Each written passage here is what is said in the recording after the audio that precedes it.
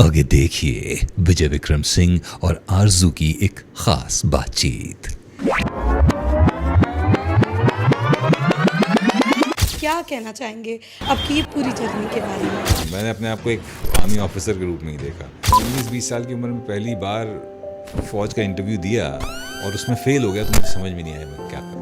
मित्र की मित्र ने मुझे बताया कि तुम्हारी आवाज़ अच्छी है और उस आवाज़ से एक करियर बनाया जा सकता है। सफलता के पीछे एक औरत का हाथ होता है, वो कहीं ना कहीं सच है। पेरेंट्स तो खैर हमेशा सपोर्टिव रही है। गीतांजलि ने हर उस मौके पर हर तरह से सपोर्ट। बिग बॉस के नाम से आपको जाना हाँ जाता है। हाँ, अगर लोगों को लगता है कि शो में कुछ गलत हो रहा है तो उसकी गाली आती है मेरी तरफ। 9 years old उनकी मम्मा ने कहा कि पढ़ाई कर लो, कल एग्जाम में, उन्होंने फांसी लगा ली। मौत जो है वो अंत नहीं है। मौत अपने साथ सिर्फ और सिर्फ पछतावा लेकर आती है। तो वो कहते हैं लड़के कभी रोते नहीं है। मर्द को दर्द नहीं होता, लड़के रोते नहीं हैं। वो इमोशन बाहर आना बहुत ज़रूरी है क्योंकि अगर वो नहीं आएंगे तो वो टॉक्सिक हो जाएंगे। मैं रो लिया होता किसी के कंधे पे सर रख कर, परेशानियों से ना गुजरना पड़ता। नमस्कार, मेरा नाम है Vijay Vikram Singh. Watch me on bazooka.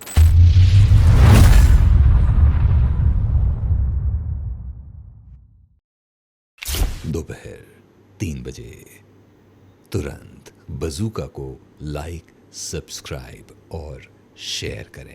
Hi everyone, मैं हूँ आरजू ठाकुर और आप देख रहे बज़ूका।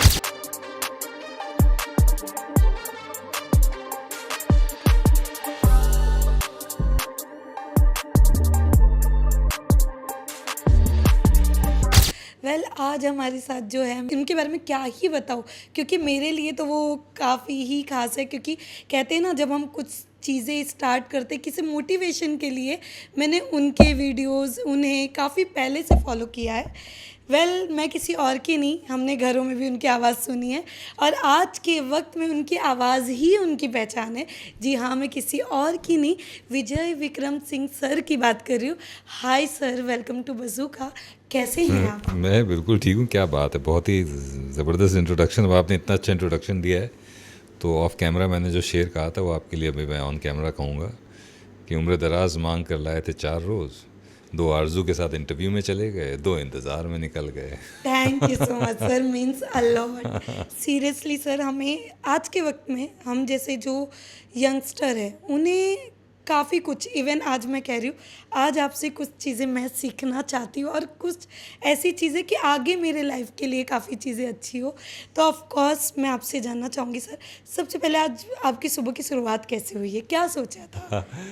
सुबह की शुरुआत में आजकल ग्रैटिट्यूड जर्नल भर के करता हूँ। तो हालांकि काम रात का है लेकिन मैं सुबह उठ के ग्रैटिट्यूड लिखता हूँ कि भाई किन चीज़ों के लिए मैं शुक्रगुजार हूँ, ताकि सुबह की शुरुआत पॉजिटिव, तो पॉजिटिविटी मुझे वहाँ से मिलती है कि भाई धन्यवाद कि मैं एक और दिन जी गया, धन्यवाद वो एक दिन जो बीता वो बहुत अच्छा बीता, धन्यवाद। और भी आप फिर ना थॉट प्रोसेस बदल जाता है, आप सोचना शुरू करते हो अच्छा क्या हुआ।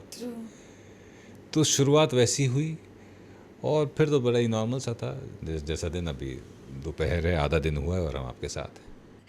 जैसे कि अभी आपने कहा, मैंने अभी जस्ट कहा था, कुछ चीज़ें मुझे सीखने मिलेगी। पहला चीज़ मिल गया है कि रोज़ सुबह सच में ऊपर वाले को धन्यवाद करना चाहिए जो हमें एक दिन मिल रहा है। और जी, लिख के यस, ये पहली चीज़ मैं पक्का करूँगी। ये आज मेरा पहला ट्राई करिए। यस। मुझे कुछ नया ही शुरू किया है, कुछ ही दिन हुए हैं, पर बड़ा अच्छा लगता है कि चलो, मतलब वरना उठते ही अच्छा ये ये नहीं आ रहा, ये पैसा यहाँ से आना है, ये करना है, वो शुरुआती नेगेटिव हो जाती है ना। यस। उससे अच्छा कि शुरुआत थोड़ी सी पॉजिटिव हो, बाकी तो फिर चिंताएं तो दिन भर लगी ही रहेंगी। जी, तो ये नई चीज़ शुरू करी। हाँ, देखिए अगर इससे आपको कुछ। ऑफ कोर्स सर, इसके अलावा एक सफलता जो हमें मिलती है उसके पीछे जो एक स्ट्रगल होता है वो लोगों को जल्दी नहीं नज़र आती। एक एक्टर या एक वॉइस ओवर आर्टिस्ट के पीछे की एक सफलता दिखती है, बट हमने आपका सफ़र देखा है, काफ़ी उतार चढ़ाव वाला रहा है। सर, मैं आज आपकी वो जर्नी के बारे में बात करूंगी जो आपने 19 साल के एज से देखा था। आज आपसे जानना चाहेंगे, क्या कहना चाहेंगे आपकी ये पूरी जर्नी के बारे में? जर्नी तो देखिए कमाल रही है। और जो 19 साल की उम्र से जो चीज़ शुरू हुई थी, जो नेगेटिविटी आई थी, 26 तक पहुँचते पहुँचते जानलेवा हो गई, शराब पीना और वो सारी चीज़ें। उस दौर में मैं सोच भी नहीं सकता था कि मैं एक समय ऐसा आएगा कि उस समय के 20 साल बाद मैं लोगों से बात कर रहा हूँ उस जर्नी के बारे में, और उसके अलावा उस जर्नी के आगे जो कुछ कमाल हुआ उसके बारे में। तो एक चीज़ जो मैंने सीखी है वो ये है कि कमाल तो कभी भी हो सकता है, कमाल का, लेकिन आप इंतज़ार नहीं कर सकते, क्योंकि जब आप इंतज़ार करेंगे तो डेस्परेशन आने लगेगा। तो जो एक चीज़ कर सकते हैं वो ये है कि न्यूट्रल रहते हुए अपना काम करना। 19 से 26 का सफ़र जो था वो बहुत ही तकलीफ़देह था जी। मेंटली, क्योंकि मैं सही फ्रेम ऑफ माइंड में नहीं था। एक छोटी सी असफलता ने मुझे थोड़ा सा, जैसे कहते हैं ना, बिखराव आ गया, और उस बिखराव को मैं संभाल नहीं पाया। शराब पीने लगा और बहुत लोगों को बहुत प्रताड़ित किया, बहुत कष्ट दिया, लेकिन वो सब ने कुछ सिखाया भी। ज़रूरी ये है कि हम सीखें क्या उससे। उस समय नहीं सीखे, लेकिन हाँ, वो जो झटका लगा 26 की उम्र में अस्पताल पहुंचने के बाद, 35 दिन ज़िंदगी और मौत के बीच झूलने के बाद, तो समझ में आया कि कितना गलत कर रहे थे। और ये समझ में आया कि life is about ups and downs. तो यस। डाउन्स भी आएंगे, और आपका किरदार कितना मजबूत है और आप कितने मजबूत शख्स हो, वो इसी बात से ज़ाहिर होता है। जब आप वो जो डाउन फेज़ आता है उसको आप कैसे टैकल और हैंडल करते हो, क्योंकि वो आएगा ही आएगा, वही आपको बनाता है एक इंसान के तौर पर। मैं नहीं समझ पाया ये बात कि एक छोटा सा एक फेज़ आया और हम बिखर गए उसमें, बताइए। तो ठीक है, उस चीज़ ने बहुत कुछ सिखाया। और अंग्रेज़ी में कहावत है कि what doesn't kill you makes you stronger. तो 26 की उम्र में उस चीज़ ने मुझे मारा नहीं, मारते मारते छोड़ दिया, लेकिन जब उस चीज़ से बच के आगे आए तो मजबूत हो गए। ज़िंदगी को देखने का नज़रिया बदल गया, और जब वो नज़रिया बदला, वो कहते हैं ना, नज़र बदलो नज़ारे बदलेंगे। नज़र बदली तो नज़ारे बदल गए। तब दिखने लगा, अरे हाँ, अच्छा, अच्छी चीज़ें हो रही हैं, बुरी और अच्छी चीज़ें तो आती रहती हैं भाई। ECG में ग्राफ ऐसे से चलता है ना, ऐसे से, तो ऊपर नीचे। अगर सीधी लाइन है तो मौत है। तो इसका मतलब है कि ऊपर नीचे as part of life also, you have to accept it and move on. किसी की ज़िंदगी में थोड़ा ज़्यादा होता है कष्ट, किसी की ज़िंदगी में थोड़ा कम होता है कष्ट, पर होता सबके पास, सबकी ज़िंदगी में। और मैं तो उस समय खुशकिस्मत समझना चाहिए था कि इतनी यंग एज में कष्ट झेलने को मिल रहा है, कि आपको स्ट्रांग बना रहा है। आप भाई, एक पत्थर चोट खाकर कंकर हो गया, और एक पत्थर चोट सह कर शंकर हो गया, है ना। यस। कि एक पत्थर लिया आपने और उस पर प्रहार करना शुरू किया। एक पत्थर होगा जो बिखर जाएगा, और फिर उसको आप और तोड़ ताड़ के छोटे छोटे कंकर बना दोगे। एक पत्थर होगा जो चोट सहता जाएगा, और उससे निकलेगी एक मूर्ति भगवान की। तो मैं शुरुआत में कंकर हो गया, लेकिन शंकर तो नहीं हुए, लेकिन हाँ, ये समझ में आ गया कि चोट सहना, प्रोग्रेस लाइज इन डिस्कम्फर्ट। तो वो चीज़ चोट खा कर आई, लेकिन समझ आ गई, ये इम्पोर्टेंट था। पर सर, क्या वजह थी ये जो आपके 19 to 26 के जो सफ़र, क्या वजह रही जो आपने अल्कोहल को अपना, कह सकते हैं, दोस्त या फिर वो बना लिया? हाँ, क्या था वजह? सांस लेने का ज़रिया बना लिया था। मैं तो सोते जागते पीता ही रहता था बस। मतलब रात में जब पीते थे तो इतना होश नहीं रहता था, बस इतना होश रहता था कि थोड़ी सी बच जाए, ताकि मैं सुबह जब उठूं तो मैं पी सकूं। ये था लेवल अल्कोहलिज्म का। तो जब कोई मुझसे कहता है कि मैं अल्कोहलिक हो रहा हूँ, 4 दिन से रोज़ ड्रिंक कर रहा हूँ, मैंने कहा भाई, अल्कोहलिक शब्द का इस्तेमाल मत करो, वो बहुत ही बुरा शब्द है, और तुम सोच भी नहीं सकते कि वहाँ अगर पहुँच गए तो क्या होगा। तो इसलिए don't use that word. But तो ये आलम था। क्या कारण था? इश्क। लेकिन इश्क किसी महबूबा से नहीं, इश्क जो है एक पेशे से, एक प्रोफेशन से इश्क। मैं फ़ौजी बनना चाहता था, मैं आर्मी में जाना चाहता था, और शुरू से ही मैंने यही सोचा कि मैंने अपने आप को एक आर्मी ऑफिसर के रूप में ही देखा। तो जब 19-20 साल की उम्र में पहली बार फ़ौज का इंटरव्यू दिया और उसमें फ़ेल हो गया, तो मुझे समझ में नहीं आया मैं क्या करूं। तो वो जो इश्क था वो मुझे ले डूबा कुछ समय के लिए, और फिर वहीं से चीज़ें बुरी होती चली गई, नहीं संभल पाए। संभलने के लिए एक हादसा लगा मुझे, 7 साल और एक हादसा। तो वो एक फेलियर ने मुझे डिप्रेशन में धकेल दिया। मैं उस एक फेलियर को बहुत पर्सनली ले गया।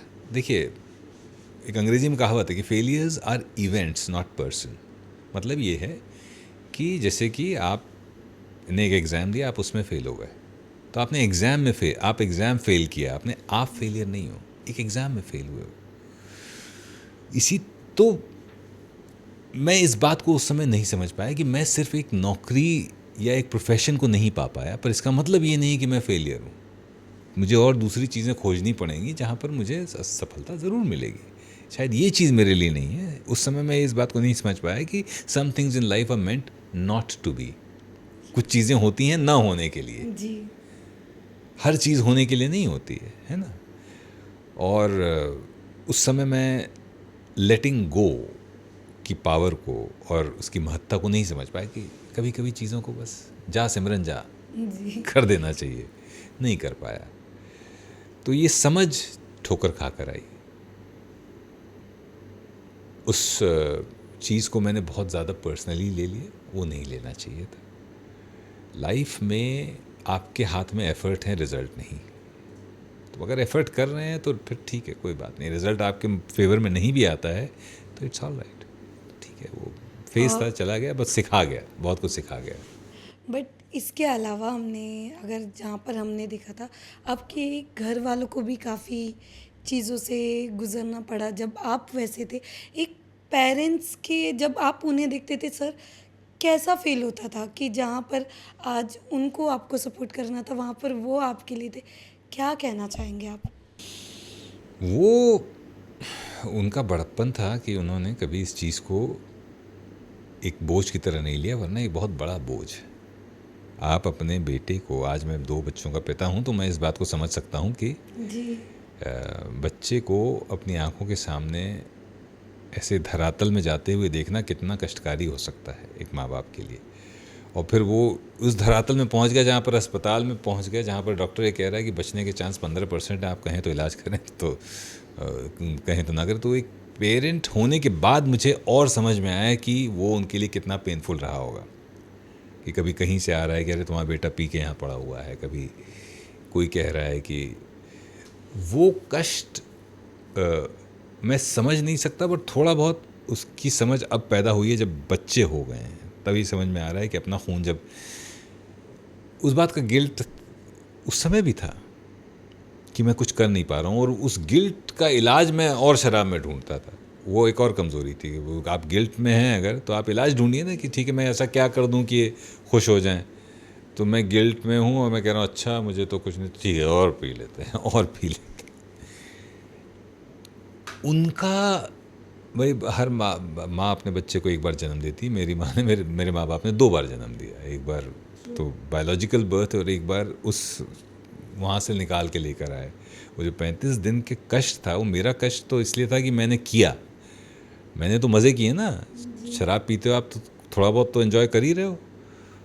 उन्होंने तो कुछ भी नहीं किया, उनकी तो कोई गलती भी नहीं थी। उन्होंने तो सिर्फ भुगता। हमने जो किया उसका परिणाम उन्होंने भुगता। तो उनकी जितनी हम तारीफ़ करें और उनके लिए जो कुछ कर पाएँ, यही हमारी आज कोशिश रहती है। और जो उनके चेहरे पर और जो एक गर्व का अनुभव महसूस करते हैं जी। जब जैसे माता पिता को कहीं लेके जाते हैं और कुछ लोग पहचानते हैं, फ़ोटो खिंचाते हैं, या कहीं हम कई जगह बोलने जाते हैं, तो एक आध जगह उनको भी साथ में लेके गए हैं, तो उनको एक गर्व का अनुभव होता है कि हाँ भाई हमारा बच्चा स्टेज पे खड़ा होकर बोल रहा है और हमारे बारे में बोल रहा है। तो उनका एहसान तो नहीं चुका सकते, कोई नहीं चुका सकता, जाहिर सी कोई नहीं चुका। उनको पे बैक तो नहीं कर सकते, पर जो सबसे अच्छा तरीका है, ईश्वर ने हमें मौका दे दिया कि कुछ उनको हम एक खुशी दे सकें। वो खुशी इस रूप में दे पा रहे हैं कि कभी फ़ोटो पेपर में छप जाती है तो बहुत खुश हो जाते हैं, कभी कहीं इंटरव्यू देखते हैं तो बहुत खुश हो जाते हैं, आवाज़ सुनते हैं, और कहीं महफिल में बैठे होते हैं रिश्तेदारों के बीच और आवाज़ आती है, हाँ ये विक्रम की आवाज़ आ रही है, तो अब एक्टिंग भी शुरू कर दी 4-5 साल से, तो टीवी में भी देख लेते हैं। तो हम खुशकिस्मत हैं कि उनको शुक्रिया कह पा रहे हैं इस तरह से। बाकी तो कोई तरीका है नहीं शुक्रिया अदा। उनको शुक्रिया इसी तरह से आप कह सकते हैं कि भाई उनको थोड़ा सा गर्व महसूस हो कि हाँ ये हमारा बच्चा है। जी, कहते हैं ना, एक बुरी चीज़ तो एक अच्छी चीज़ भी आती ही है हाँ जल्दी। हाँ हाँ हाँ। तो वैसे ही हमने देखा, बट इसके अलावा सर कानपुर काफ़ी खूबसूरत जगह है, उसके बारे में आज जानना चाहेंगे क्योंकि आपका कुछ सफ़र वहाँ पे भी रहा है, कुछ जो आज आप हमें बता सकें। आप पहली शख्स हैं जिसने कहा कि कानपुर बहुत खूबसूरत शहर है, वरना लोग कानपुर को ज़रा दूसरी चीज़ों के लिए Yes. याद करते हैं। नहीं, क्योंकि वहाँ की जो एक लैंग्वेज है, हाँ, जो लहजा अरे। है, ये काफ़ी ही प्यारी है। क्योंकि मैं भी गई थी वहाँ पे, जो लोग प्यार से बात करना, आप कह रहे थे ना हम आप खाएंगे, तो वो लहजा हमने अभी तक जल्दी कहीं पे नहीं देखा है। तो वो क्या कहना चाहेंगे आप? शहर में कई खूबियाँ हैं, उस शहर का एक अल्हड़पन है। वो अल्हड़पन उस शहर को ख़ास बनाता है। उस शहर में हर गली नुक्कड़, हर दुकान पर एक कहानी चल रही होती है, एक स्टैंड अप चल रहा होता है। आप खड़े हो जाइए, उसको खाली अपने मन में रिकॉर्ड कर लीजिए और कहीं जाकर उसको रिप्ले कर दीजिए, तो अपने आप वो एक स्टैंड अप एक्ट बन जाएगा। कानपुर का आदमी का जो सेंस ऑफ ह्यूमर है, जी वो जो जैसे हम लोग कहते हैं ना, बहुत महीन, हाँ, बहुत महीन वो जो है मजाक करेंगे और आपका मजाक उड़ा देंगे, आपको पता भी नहीं चलेगा। कानपुर का बहुत योगदान है हमारे जीवन में। हमारी जो साहित्य में रुचि रही है, उसमें उस शहर का भी कहीं ना कहीं थोड़ा बहुत योगदान है ही है। उस शहर का एक इतिहास है, हमारे दोस्तों का बहुत बड़ा योगदान है, हमारे माँ बाप का बहुत बड़ा योगदान है। तो जो अल्हड़पन आया है और जो एक्सपेरिमेंट करने की एक चाह आई है, वो शहर ही ने दी है, उस शहर ने दी है। तो बहुत कुछ सिखाया है उस शहर में। कुछ जो आज आप बताना चाहो। सर्वाइवल सिखाया शहर में। ट्रू। बहुत परेशानियां रही हैं। इंडस्ट्रियल कैपिटल हुआ करता था एक ज़माने में, और फिर हाशिए पे चला गया। लोगों ने निगलेक्ट कर दिया, कई सरकारों ने उसको निगलेक्ट किया। उसके बावजूद एक आईआईटी है वहाँ पर। लोग कोटा को कोचिंग के रूप के गढ़ के रूप में जानते हैं, लेकिन लोग ये कम जानते हैं कि कानपुर में भी उतना ही बड़ा कोचिंग का एक हब है, जहाँ से आईआईटीएंस, जहाँ से अच्छे अच्छे डॉक्टर्स निकलते हैं। पढ़ाई का एक बहुत अच्छा माहौल है कानपुर में। मेरी शिक्षा का बहुत बड़ा योगदान है। मैं आज जो कुछ भी कर पा रहा हूँ क्रिएटिव फील्ड में, या जो कुछ भी मेरी पर्सनालिटी डेवलपमेंट है, उसमें मेरी शिक्षा का बहुत बड़ा योगदान। तो शिक्षा के लिए वो जाना नहीं जाता है, लेकिन वहाँ की जो एजुकेशन का फाउंडेशन वो बहुत स्ट्रॉन्ग है। तो एजुकेशन दी उस शहर ने, जैसा कि मैंने बताया, अल्हड़पन तो दिया ही दिया है, साहित्य में रुचि भी दी है उस शहर ने हमें। ओके। वैसे तो आपने बहुत अच्छी बात बताई सर। मैं ये जो आपका इसके अलावा एक दूसरा सफ़र स्टार्ट हुआ जहाँ से सारी चीज़ें अच्छी होने लगी, पर उसमें सबसे ज़्यादा महत्वपूर्ण चीज़ होती है जब खुद हम उस चीज़ के लिए आगे बढ़ते हैं। सर, आपने कब सोचा कि आपको वॉइस ओवर करना है, या एक वॉइस ओवर आर्टिस्ट जो आज लोगों के घर में आवाज़ें आती है, मैं आपसे जानना चाहूँगी उससे कैसे आप बाहर आए और किसका योगदान था? मैं 2005 में जब ये हादसा हो गया, मैं हॉस्पिटल से डिस्चार्ज हो गया, दिमाग एक बदल गया। फिर मुझे एक बड़ी अच्छी नौकरी और मिल गई। उस नौकरी ने मुझे मुंबई भेजा, तो एक सरकारी नौकरी मिली। तो मैं बॉम्बे आया, और बॉम्बे में ये मैं आपको इस चीज़ का मैं जिक्र इसलिए करता हूँ कि इसका बहुत बड़ा योगदान है। नौकरी के साथ जो चीज़ मिली वो थी, मेरे को एक फ़्लैट मिला बॉम्बे में, 2 बेडरूम हॉल किचन फ्लैट, पाली हिल में। तो उस फ्लैट में बड़ी आफ्टर पार्टीज़ होती थी, कि तब तक मैं शराब छोड़ चुका था। तो हमारे दोस्त लोग आते थे कि भाई पार्टी करेंगे। एक तो घर है, बगल में दिलीप साहब का बंगलो था, सामने संजय दत्त साहब का घर हुआ करता था। तो एक होता ना, अरे हमारा दोस्त है भाई, वहाँ रहता है, चलो चलते हैं। तो वो एक अट्रैक्शन था। दूसरा कि हम पीना छोड़ चुके थे, तो ये तो ये घर भी छोड़ देगा गाड़ी से चला के। तो ऐसी ही एक पार्टी में किसी मित्र की मित्र ने मुझे बताया कि तुम्हारी आवाज़ अच्छी है। तो मैंने कहा नहीं, हम गाना नहीं गा पाते हैं। तो उन्होंने कहा भैया गाने के अलावा भी बहुत कुछ होता है। तो ऐसे पता चला हमें कि हमारी आवाज़ है और उस आवाज़ से एक करियर बनाया जा सकता है। 29 साल की जवान उम्र में हमें पता चला कि अरे अच्छा ये भी होता है। वहाँ से एक इंटरेस्ट पैदा हुआ और 3 साल उस पर काम करके मैंने ये सोच लिया, तो उस समय ये सोच लिया था जब जब इंटरेस्ट समझ में आ गया और लगा कि नहीं ये चीज़ है जो मुझे ट्राई करनी ही करनी है, इसमें अपने एफर्ट्स डालने ही डालने, तब ये समझ में आ गया था कि भाई अब इस पे पूरी तरह से फोकस करना चाहिए। तो हमने ट्रेनिंग करी, हमने वो सरकारी नौकरी छोड़ दी, हमने प्राइवेट रेडियो एफएम में सेल्स की नौकरी कर ली, ये कॉन्टैक्ट बनाने के लिए और मीडिया इंडस्ट्री को समझने के लिए। तो ये मन बना लिया कि अब मैं एक वॉइस आर्टिस्ट बनूंगा। बताया नहीं किसी को ये बात। सबसे पहला शख्स जिसको मैंने बताया वो थे मेरे मित्र, जिन्होंने मुझे 30,000 रुपये दिए वॉइसिंग का कोर्स करने के लिए। दूसरा जो शख्स जिसको मैंने बताया वो थी हमारी उस समय फियांसे और अब धर्मपत्नी, जी जिनको मैंने बताया कि देखो ये पैकेज वैकेज है ये, लेकिन कभी ना कभी ये जाएगा, क्योंकि हम चाहते हैं कि हम वॉइस एक्टिंग करें। तो उन्होंने कहा अरे तो चाहते हैं तो बाद में क्यों, अभी कर लो, जी अभी कोई जिम्मेदारी नहीं है। और वो भी नौकरी कर रही, तो इंजीनियर हैं और फिर बाद में उन्होंने एमबीए भी किया। तो उनका हम नौकरी कर ही रहे हैं तो कोई देखा जाएगा मिलजुल के इसको। तो क्रिएटिव फील्ड में या किसी भी फील्ड में रिस्क लेने के लिए ना सपोर्ट होना बड़ा ज़रूरी है। पेरेंट्स तो खैर हमेशा सपोर्टिव रहे ही है, अर्धांगिनी का सपोर्ट अगर आपको मिल जाता है, आपके लाइफ पार्टनर अगर आपको सपोर्ट करने लगे, तो बड़े सारे दरवाजे अपने आप खुल जाते हैं। तो मतलब कह सकते हैं ना सर, जो लोग कहते थे कि एक सफलता के पीछे एक औरत का हाथ होता है, वो कहीं ना कहीं सच है। बिल्कुल सच है। हम भाई दो औरतें हैं मेन जिनका हाथ और पूरा शरीर हमारे पीछे है। माता जी जिन्होंने भाई इतना सपोर्ट किया, वहाँ से यहाँ तक लेकर आई, और फिर यहाँ के बाद इन्होंने संभाल लिया बागडोर। आपको बताएं कमाल की बात कि वॉइसिंग करना चाहते थे तो उन्होंने कहा अभी करो, तत्काल एकदम। हाँ, तो हम जब शादी करने गए तो हम बिना नौकरी के थे, नौकरी छोड़ दी, हमने कहा अब ठीक है अब यही करेंगे। हालांकि हम तैयारी कर रहे थे बट मेंटली तैयार नहीं हो पा रहे थे बस, बाकी तो इन terms of training and everything contact सब हो गया था, लेकिन वो आखिरी पुश नहीं मिल रहा, नहीं कर पा रहे थे, हिम्मत नहीं हो रही थी। होता है ना, नौकरी में सैलरी आती है 1 तारीख को, वहाँ पता ही नहीं है कि कब क्या कैसे पैसे आएगा, बहुत अनसर्टेनिटी है, अंधेरा कुआं था समझ में। वहाँ पे उन्होंने हाथ पकड़ के धक्का दे दिया कि नहीं चलो, और ना केवल धक्का दिया बल्कि हर मकाम पर सपोर्ट किया।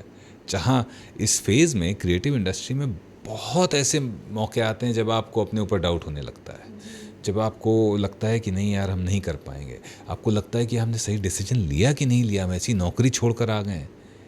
वहाँ पर गीतांजलि ने हर उस मौके पर हर तरह से सपोर्ट किया, कि वो कॉन्फिडेंस दिया कि नहीं अगर यहाँ तक आ गए हैं तो फिर आगे जाएंगे ही जाएंगे, यहाँ तक आ गए हैं तो सेल्फ डाउट की यहाँ पे जगह ही नहीं है, मतलब टैलेंट तो है ही है, तो फिर डाउट करने का मतलब ही नहीं है।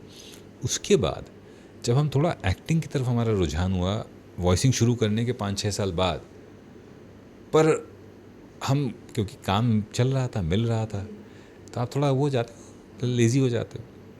हम सोच रहे थे कि एक्टिंग स्कूल जाएंगे, थोड़ा सा वर्कशॉप वगैरह करेंगे, वो गई वो पैसे वैसे भर के चली आई कि हाँ ठीक है ये अगले हफ्ते से क्लासेस शुरू हैं, जाएं और काम। तो इस तरह का अगर आपको सपोर्ट मिल जाए आपके घर में, तो आपकी प्रोफेशनल जर्नी बड़ी आसान हो जाती है। और आज भी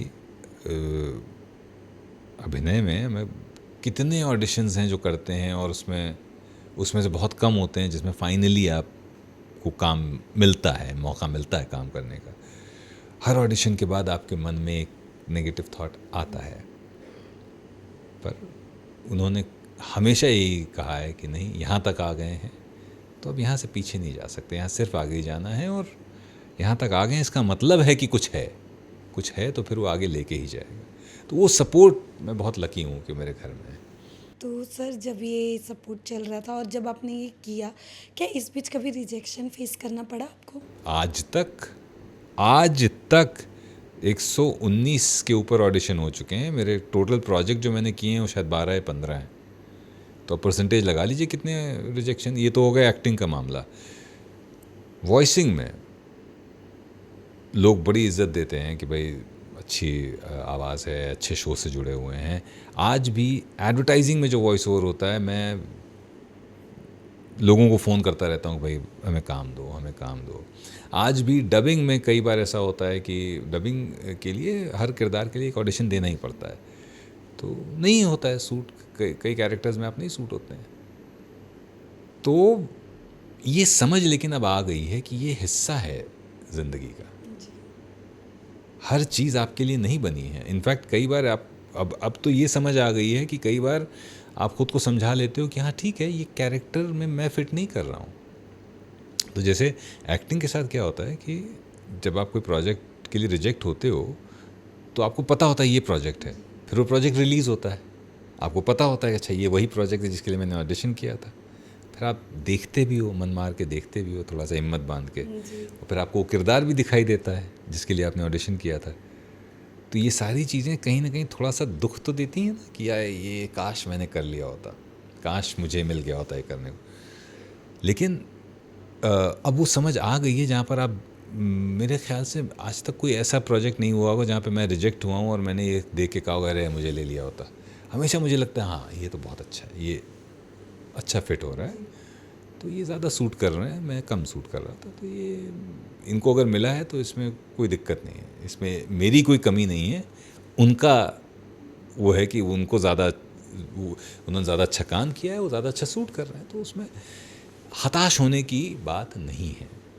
तो ये रिजेक्शन आते रहते हैं, बट अब वो समझ पैदा हो गई है कि रिजेक्शन जो है वो रिजेक्शन नहीं है, आपकी एबिलिटी का रिजेक्शन नहीं है, ये सिर्फ इस बात का है कि आप उसमें फ़िट उतना अच्छा नहीं हो रहे हो जितना अच्छा कोई दूसरी इंसान फ़िट हो जा रहा है।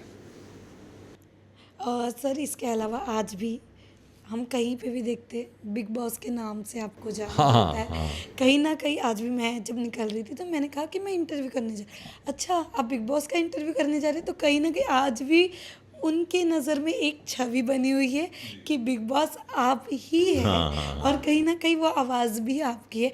आज मैं आपकी वो वॉइस और जो बिग बॉस के पीछे का राज है वो जानना चाहूँगी कि कैसा था और क्या कहना चाहेंगे इस पे। तो ये भाई बिग बॉस बहुत बड़ा ब्रेक है, जाहिर सी बात है, पर लोग ये नहीं, मैं कई बार कई प्लेटफॉर्म्स पे कह चुका हूँ और अब तो अपने वीडियो बना के भी कह चुका हूँ कि भाई मैं बिग बॉस नहीं हूँ, मैं शो में दूसरी आवाज़ हूँ। शो में दो आवाज़ें हैं, अलग अलग आवाज़ें हैं, मुख्तलिफ आवाज़ें हैं। ये बात अलग है कि दोनों के बेस एक जैसे हैं तो लगता है कि दोनों एक ही आवाज़ है, दो अलग अलग आवाज़ें हैं। और मेरा एक पर्टिकुलर रोल है शो में, मैं दर्शकों तक इन्फॉर्मेशन पहुंचाता हूं, और एक लाइव वॉइस है जो कंटेस्टेंट से इंटरेक्ट करती है। हम दोनों अलग अलग काम करते हैं, लेकिन एक तो वो जो आवाज़ है वो इंसान है, मशीन है, पता नहीं, तो वो एक मिस्ट्री बनी हुई है। और मैं बाहर हूँ, मैं लोगों को पता है कि ये शो से जुड़ा हुआ है, शो के, तो उन लोगों को लगता है यही वो भी है। तो अगर लोगों को लगता है कि शो में कुछ गलत हो रहा है तो उसकी गाली आती है मेरी तरफ, बहुत सारी गालियाँ आती हैं। तो मैं लोगों को यही बताता हूँ कि भाई तुमने उस कंटेस्टेंट से ऐसा क्यों बोला। मैंने कहा इतने वीडियो बना दिए हैं, जाके देख लो कि मैं नहीं बात करता हूँ कंटेस्टेंट से, मेरा रोल इस शो में कुछ और है, मैं सिर्फ लोगों से बात करता हूँ। अच्छा तो कई लोग समझ जाते हैं, कई लोग नहीं समझते हैं। जो लोग समझ भी जाते हैं वो भी कहते हैं अच्छा ठीक है मैं समझ गया कि आप बिग बॉस की वॉइस नहीं है, आप नरेटर हैं शो के, तो कम से कम बिग बॉस को ये बता दीजिए कि वो गलत कर रहे हैं। मैं कहा अरे भाई इसके पैसे नहीं मिलते हैं मुझे या फिर मेरी सुनने थोड़ी बैठे हुए हैं लोग, या कलर्स जो है इसलिए थोड़ी है कि मुझे इसलिए पैसे थोड़ी देता है कि मैं जाके उनको बताऊं कि हाँ आपको ये गलत कर रहे हैं, आप ये सही कर रहे हैं। तो लेकिन है ठीक है, लोगों का प्यार है और कुछ नहीं, शो के प्रति प्यार है। जैसा आपने कहा कि आपका एक अलग रोल है, हम उसके बारे में भी जानना चाहेंगे। और सर उसके अलावा ट्रोलिंग जो कह सकते हैं काफ़ी बढ़ते जा रही है। अगर आप एक मतलब एक सफलता की ऊंचाई के तरफ जा रहे, वहीं कहीं ना कहीं गालियाँ, उल्टा बोलना, ये सारी चीज़ें, क्योंकि आजकल लोग जब कमेंट करते, इवन अभी मैं आपसे इंटरव्यू कर रही हूँ, बाय चांस मैंने मिस्टेकली आपसे जो पूछना है उसके अलावा कुछ और पूछ दिया, उस पर भी गालियाँ आती हैं। सर ये ट्रोलिंग के बारे में आपसे जानना चाहूँगी कि आपके साथ हुआ है तो आपने इसे कैसे फेस किया है? मेरे साथ होता रहता है, जैसे कि मैंने बताया कि लोगों को ये गलत फहमी है कि मैं ही बिग बॉस हूँ, तो लोग मुझे बहुत और बड़ी गालियों के साथ, और ऐसी भद्दी गालियाँ जिनका जिक्र नहीं कर सकते। कुछ वर्ड्स हैं जो बड़े कॉमन हो गए आजकल, टकलू, गंजे, तुमने ऐसा क्यों बोलते हो। लोगों को लगता है कि ये कह के वो मुझे बुरा फील करा लेंगे। फिर मैं तो कई लोगों को जवाब भी देता हूँ कि हाँ भाई मैं 22 साल की उम्र से मेरे सर पे बाल नहीं है, तो टकला तो मैं हूँ, लेकिन मैं बिग बॉस नहीं हूँ। तो ये जो गालियाँ हैं ये आप मुझे ना दें, और किसी को भी क्यों दें आप गालियाँ। जी आपको लग रहा है कि किसी के साथ गलत हो रहा है तो एक सभ्य भाषा में आप कलर्स को लिख दीजिए कि उनके साथ आप गलत कर रहे हैं, वो उनको जवाब देना होगा वो आपको दे देंगे, नहीं देना होगा तो वो मर्ज़ी। लेकिन सबसे इम्पॉर्टेंट ये समझना है कि ये सिर्फ एक शो है, इवेंचुअली टीवी पे आने वाला शो है। उसके लिए इतना ज़्यादा उत्तेजित हो जाना, ये आपकी खुद की सेहत के लिए, जो लोग उत्तेजित हो रहे हैं उनके लिए ठीक नहीं है। 3 महीने बाद, 3.5 महीने बाद शो नहीं रहेगा, कुछ और लोग, दूसरे लोग शो पे आ जाएंगे। ये जिन कंटेस्टेंट्स के लिए आप गालियां दे रहे हैं वो अपनी अपनी ज़िंदगियों में मसरूफ़ हो जाएंगे। तो आप अपना जो शरीर ख़राब कर रहे हो, अपनी भाषा ख़राब कर रहे हो, इसका कोई फ़ायदा नहीं है। तो इसको एक शो की तरह देखें, इससे सीख लें। इससे आप चाहें तो बहुत कुछ सीख सकते हैं, कैसे बाउंस बैक करते हैं लोग। आज घर के अंदर कोई इंसान है जो विलन बना हुआ है, कल को हीरो बन सकता है, वही इंसान हीरो बन के उभर सकता है। कोई इंसान एकदम गर्त में चला जाता है और फिर एकदम से उभर के आता है और उसकी तारीफ होने लगती है। सर्वाइवल का शो है। ज़िंदगी क्या है? ज़िंदगी सर्वाइवल ही तो है, सर्वाइविंग एवरी डे। तो वो सर्वाइविंग अगेंस्ट ऑल ऑड्स, ये आपको ये शो ये भी सिखाता है। ये शो सिखाता है कि बशीर बद्र साहब कहते हैं ना कि हर आदमी में होते हैं 10-20 आदमी जिससे भी मिलना हो, कई बार मिलना। तो ये शो ये भी सिखाता है कि हर इंसान के अंदर कई शख्सियतें होती हैं, कई परतें होती हैं। उसके बारे में जजमेंट इतनी आसानी से हमें नहीं पास करना चाहिए। तो बहुत कुछ सीख सकते हैं शो से। ये ह्यूमन बिहेवियर की एक बड़ी खुली सी किताब है जिससे आप ह्यूमन बिहेवियर के बारे में बहुत कुछ तो सीखिए, इन्वॉल्व ना हो जाइए कि आप, क्या होता है देखिए, फिज़िक्स का एक नियम है कि एक आई थिंक 25 मिलीमीटर सेंटीमीटर की दूरी ज़रूरी है किसी चीज़ को पढ़ने के लिए। तो किताब अगर चेहरे के बहुत करीब हो ना तो आप उसको पढ़ नहीं सकते, उसकी एक दूरी बना के रखनी चाहिए। तो ये शो के लिए भी, जो लोग शो में इतना ज़्यादा इन्वॉल्व हो जाते हैं कि वो ऑब्जेक्टिविटी भूल जाते हैं, उनके लिए मैसेज है कि शो से थोड़ा सा डिस्टेंस बनाइए और उससे बहुत कुछ जो सीख सकते हैं वो सीखिए, बजाय इसके कि आवेश और उत्तेजना में गाली देना, अपना समय और अपना शरीर ख़राब करना। उसकी जगह जो शिक्षा मिल रही है वो देखिए कि जिस कंटेस्टेंट के लिए आप लड़ रहे हैं उस कंटेस्टेंट को देखिए कि वो लड़ रहा है और सरवाइव कर रहा है। जी। तो ज़िंदगी को ऐसे ही जिया जाता है, लड़ के सरवाइव करके। इससे भी बड़ी बात, इनसे आपसे पहले मैंने किसी का पॉडकास्ट किया था, उन्होंने कहा कि जो उनको ट्रोलिंग हुई थी ना, और जो सबसे ज़्यादा बुरी लफ्ज़ का इस्तेमाल किया गया था जब उन्होंने उनके ऊपर क्राइम का वो किया, आप यकीन मानेंगे वो जो किया था वो 16 साल की लड़की थी जिन्होंने वो सबसे अजीब और गंदी भाषा की उपयोग किया था उनके उस कमेंट में। ऐसे बहुत सारे कमेंट्स मेरे पास आते हैं और ऐसे बहुत सारे कमेंट्स को देख के मैं समझ जाता हूँ कि ये छुप के ये वार करने की कोशिश कर रहे हैं। बहुत सारे लोग हैं जो एक फ़ेक आईडी बनाते हैं। जी। अभी किसी का मैसेज आया और उसने बहुत गाली गलौज करी और मैंने सिर्फ इतना लिख के भेजा कि भाई बेवकूफ़ हो क्या यार। हाँ, हमने देखा आप कमेंट करते हैं। हाँ, मैंने कहा भाई एकदम ही बेवकूफ़ हो कि हमने अभी वीडियो बना के डाला है कि हम वो नहीं हैं। उनकी बहन आई हमसे लड़ने के लिए एज इन वही कमेंट सेक्शन में लड़ने के लिए। तो फिर मैंने कहा देखिए मोहतरमा, आपके भ्राताश्री ने कमेंट डिलीट किए हैं 3, तो उनसे पूछे क्यों कमेंट डिलीट किए। उनको बड़ा बुरा लग गया कि हमने उनको बेवकूफ़ क्यों कहा, उनके भाई को। तो हमने कहा पहले जाके देखिए वो 3 कमेंट जो डिलीट किए वो क्या थे, कि आप किसी की माँ को गाली दे रहे हैं, किसी की बहन को गाली दे रहे हैं। क्यों गाली दे रहे हैं? क्योंकि आपको लगता है कि आपके ये जो आदमी बैठा है ये उनके फेवरेट कंटेस्टेंट से इस तरह से बात कर रहा है जो हमें अच्छा नहीं लग रहा है। तो उसमें मेरे परिवार का क्या दोष है जो आप उनको घसीट के ला रहे हो? भाई ये आपके कौन से संस्कार हैं? पर ठीक है, कोई बात नहीं, ये भी एक प्रेम है। और दुर्भाग्य ये है कि प्रेम को इजहार करने का तरीका आजकल थोड़ा सा बदल गया है।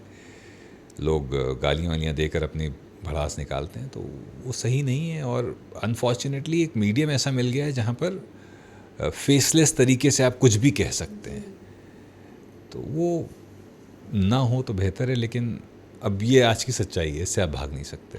तो उससे डील करने का यही तरीका है कि जिसको लगे कि भाई बहुत ज़्यादा वो हर्ट महसूस कर रहा है, उसको तो एक जवाब दे देते हैं थोड़ा सा सभ्य भाषा में कि प्रभु जो आप समझ रहे हैं वो नहीं है, और अगर हम होते भी तो भी आपका ये कमेंट जस्टिफाइड नहीं है। लेकिन एक चीज़ आपको मैं बताऊं आरजू, अफेक्ट तो करती हैं चीज़ें। जी ट्रू, आज भी करती है। सबसे बड़ा एग्जांपल मैं हूँ कि यहीं पे कोई बैठे थे, मैंने उनसे सिर्फ किसी एक आर्टिस्ट के बारे में ऐसा पूछ लिया, उनके फैंस ने कमेंट में, और मुझे वो इतना इफ़ेक्ट कर रहा था कि रात भर में वो पढ़ रही थी कि वो क्यों, जबकि गलत हाँ, क्वेश्चन भी नहीं था ये, तो वो इफ़ेक्ट कर रहा था। फिर जो अपने होते उन्होंने मुझे समझाया, आपका काम है आप करिए, उनका काम है वो कर रहे, अच्छा हो या बुरा हो। वो कंट्रोल नहीं कर सकते। जी लेकिन कितना भी मैं आपको आज समझा रहा हूँ, मैं ये समझदारी वाली बातें कर रहा हूँ, लेकिन जब मैं भी पढ़ता हूँ तो 2 पे नहीं होता इफेक्ट, लेकिन 5 पे हो जाता है। 5 लोग अगर एक ही बात कर रहे हैं ट्रू, तो थोड़ा सा इफेक्ट होता है, बट ठीक है, ये भी पार्ट ऑफ लाइफ है। वो कहते हैं ना कि भाई हमें शो से बहुत कुछ मिला है, अच्छी चीज़ें, तो थोड़ा तो वो आएगा ही, नेगेटिविटी भी तो आएगी, तो ठीक है, उसको डील कर लेंगे। पर सर जैसे कि अभी हम ट्रोलिंग की बात कर रहे हैं, तो ऐसे काफ़ी आर्टिस्ट, स्प्लिट्स विला हो या ऐसे हो, काफ़ी लोगों को नेगेटिव चीज़ों का सामने, किसी को थ्रेड मारने का, कुछ और का, बहुत गलत गलत, उसके लिए कुछ ऐसी चीज़ें जो इजीली मोटिवेशन के साथ बाहर, या उस पर ध्यान ही ना दे कोई, कुछ ऐसी चीज़ें जो सबसे आप अच्छा बताएं। तरीका तो यही है कि ध्यान ना दें, है ना। लेकिन हम लोग भी इंसान हैं, जी तो थोड़ी बहुत नज़र जाती है और वो चीज़ अफेक्ट करती ही करती है। मेरा तरीका ये होता है कि कोई जो बहुत ज़्यादा अग्रेसिव होता है, मैं उसके साथ बात करता हूँ कमेंट में ही, और पूरी इज्जत के साथ, भाई साहब क्या प्रॉब्लम है। और मेरा जो एक्सपीरियंस है वो ये कहता है कि ज़्यादातर लोग, जब आप प्यार मोहब्बत से जवाब दो और उनसे पूछो कि तुम्हें क्या तकलीफ़ है, क्यों तुम ऐसा क्यों लिखने की तुम्हें दिक्कत ज़रूरत पड़ गई, तो चीज़ें फिर धीरे धीरे खुलने लगती हैं। और वो इंसान भी, उसके अंदर का जो जहर है वो जब निकल जाता है तो उसको भी समझ में आने लगता है कि ठीक है, हाँ शायद मैंने गलत कर दिया। हालांकि आप सबके साथ ऐसा नहीं कर सकते, लेकिन ये आपको पॉजिटिवली इम्पैक्ट करता है कि चलो ठीक है, मैंने एक का तो ओपिनियन बदल दिया, मैंने कुछ तो नेगेटिविटी कम कर दी, ठीक है। तो मेरा तरीका यही है कि मैं एंगेज करता हूँ, लोगों से बात करता हूँ, और ज़्यादातर लोगों के साथ ये होता है कि इवेंचुअली आइदर दे से सॉरी, और दे से कि हाँ ठीक है, हमें थोड़ी सी गलत फहमी हो गई और या हमें वो भाषा का इस्तेमाल नहीं करना चाहिए था। ये जो गलत भाषा है, ये कुछ नहीं है, सिर्फ एक रिएक्शन है। जैसे होता है ना कि हम कुछ सड़क पे जा रहे हैं, गाड़ी के सामने कोई आया, गाड़ी अगर आप चला रहे हो तो गाड़ी के सामने सडनली कोई आ जाए, गलती से गलत तरीके से मोड़ दे, तो पहली चीज़ जो निकलती है वो गाली ही होती है ना। तो ऐसे ही आई थिंक सोशल मीडिया पे भी जब वो लोग गुस्सा होते हैं कुछ देख कर, तो पहला जो रिएक्शन होता है वो लिख देते हैं। तो उनको अगर आप रियलाइज़ कराओ तो ज़्यादातर लोग समझ जाते हैं कि हाँ ये गलत कर रहे हैं। तो उससे आपकी ज़िंदगी में कोई फ़र्क नहीं पड़ रहा, ना उनके लिखने से, ना उनको बात करके उनका ओपिनियन चेंज करने से आपको कोई फ़र्क नहीं पड़ने वाला।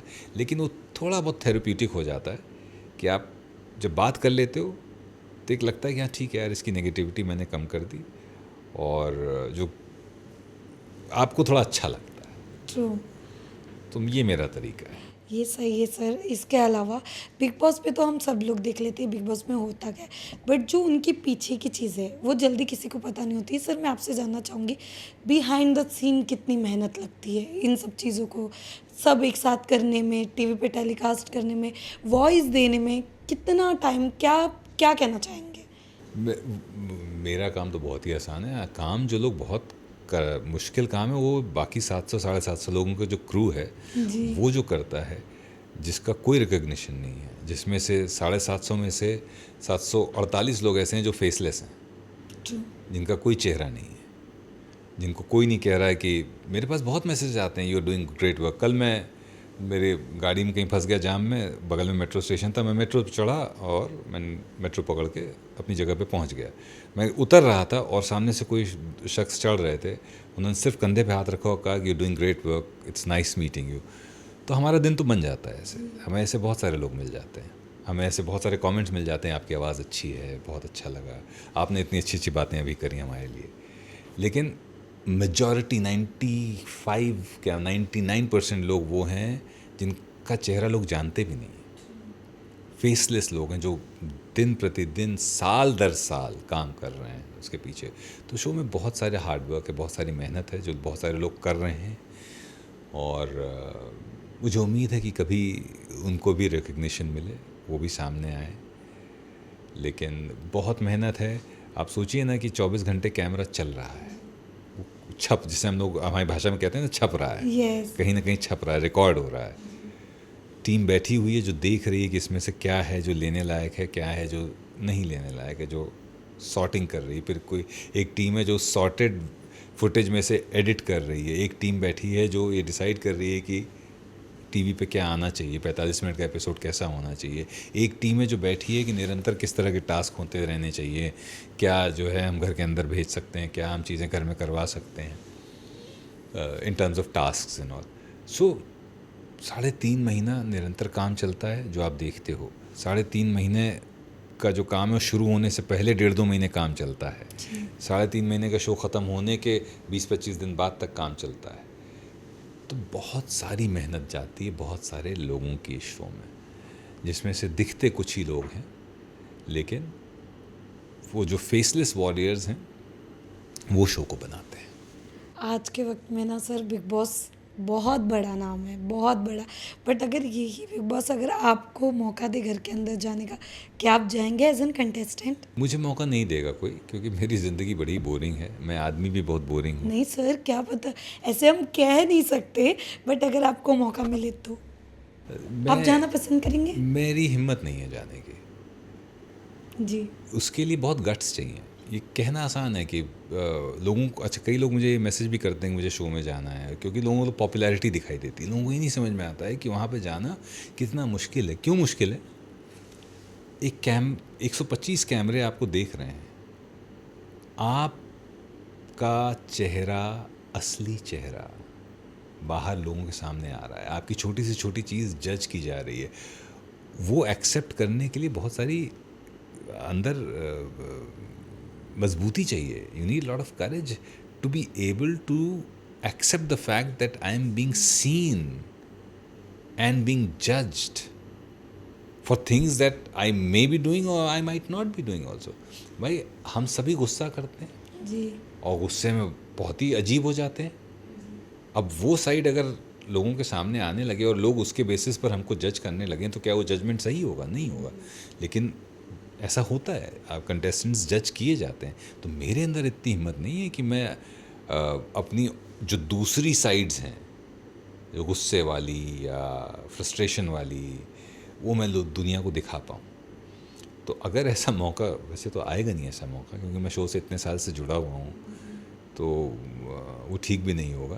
पर अगर कभी आएगा तो मैं नहीं जा पाऊँगा। इतनी हिम्मत नहीं है मेरे अंदर कि मैंने अपनी ज़िंदगी, अपने हिस्से के बहुत सारे संघर्ष कर लिए हैं। अब और संघर्ष मैं अपनी ज़िंदगी में नहीं लाना चाहूँगा घर के अंदर जाकर, क्योंकि घर में सरवाइव करना इज़ अ संघर्ष। जी, आपने सही कहा। बट उसके अलावा भी आजकल जो चल रहा है, लोग कह रहे हैं कि बिग बॉस कहीं ना कहीं स्क्रिप्टेड है। मैं आपसे जानना चाहूँगी, क्या ये सच है?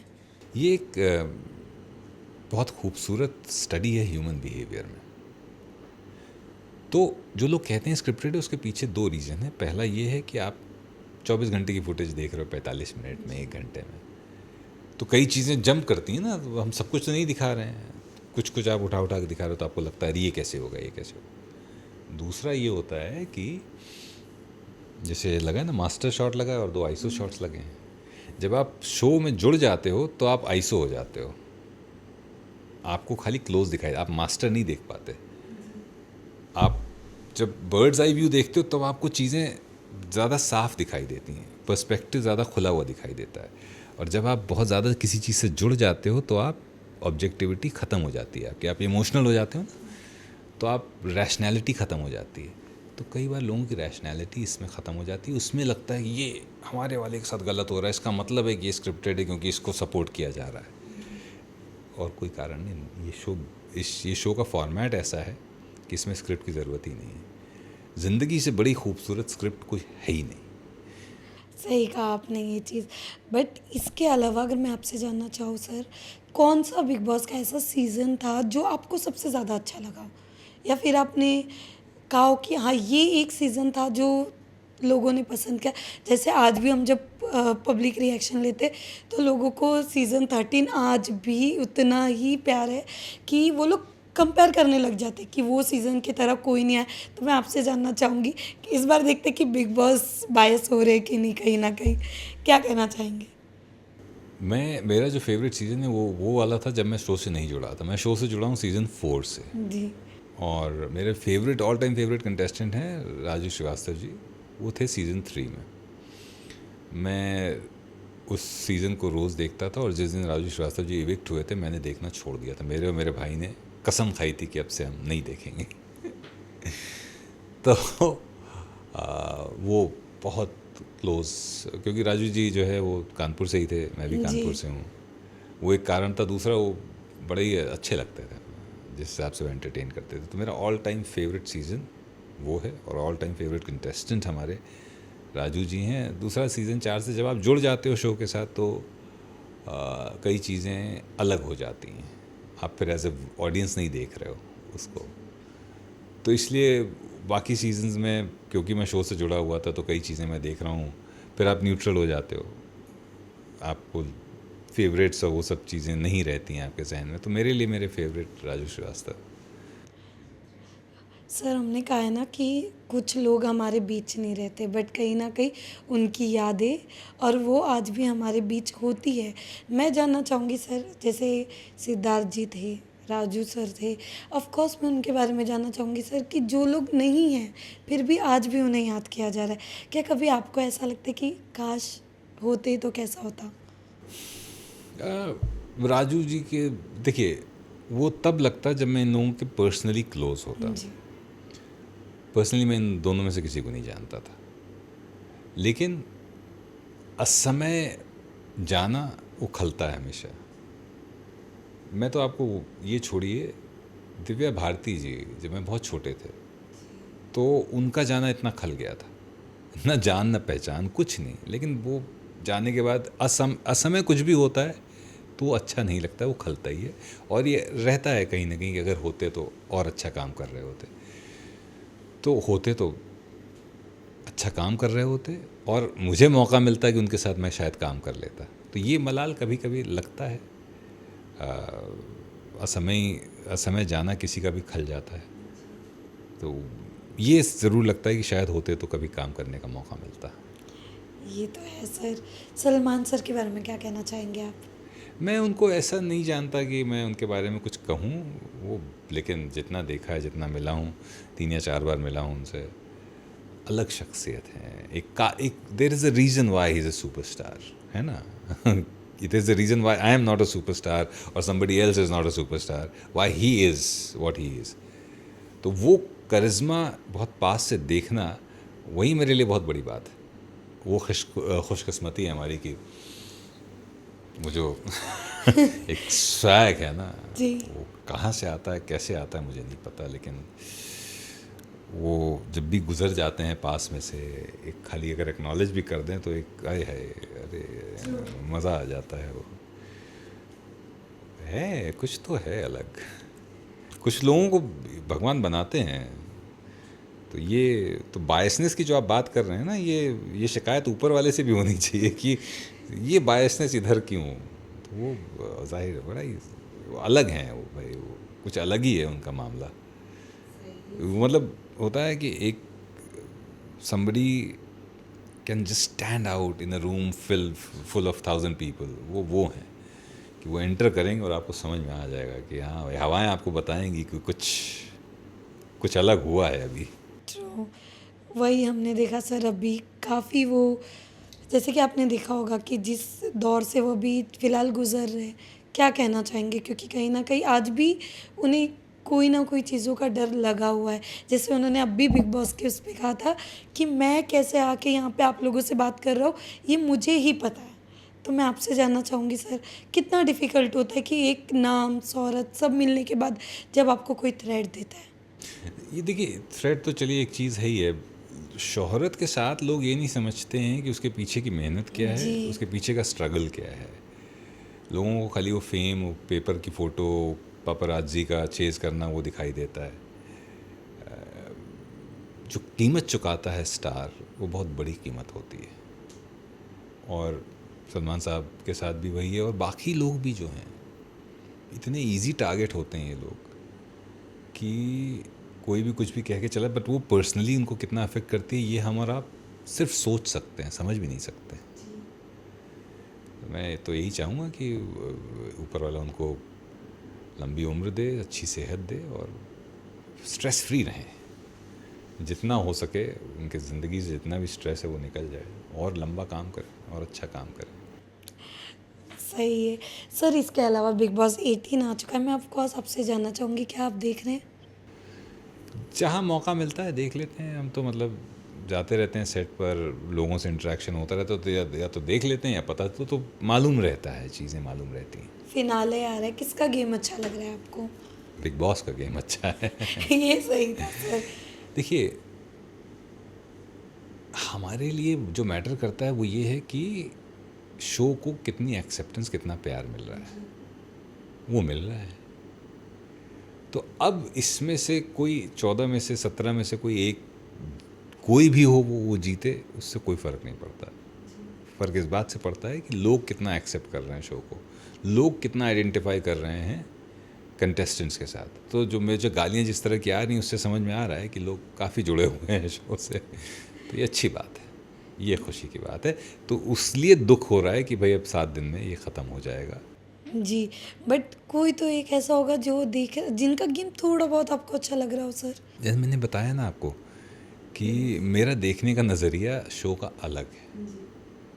मुझे गेम दिखाई ही नहीं देता है, मुझे ह्यूमन बिहेवियर दिखाई देता है, मुझे रेजिलियंस दिखाई देता है, मुझे स्ट्रेंथ दिखाई देती है इंसान की।